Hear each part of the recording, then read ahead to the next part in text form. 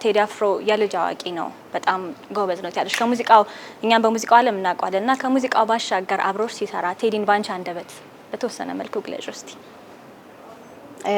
ቴዲ ምን ይሄ ነው ተብሎ የሚገለጽልሽ ሰው አይደለም። በቃ የጥበብ አባት ነው።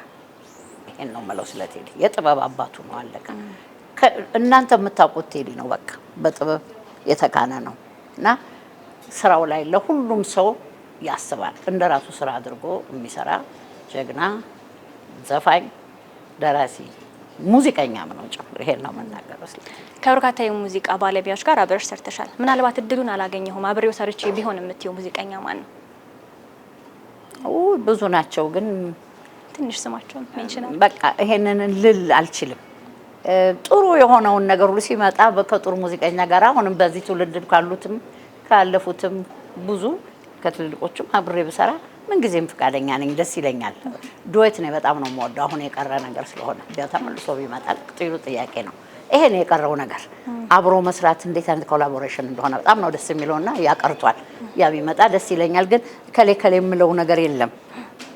በመጣው ጊዜ የሚሆን ነገር ነው። ከሴት ድምጻዊ በጣም የምታደንቂው? ብዙ ናቸው እነሱ ከልቤ ነው።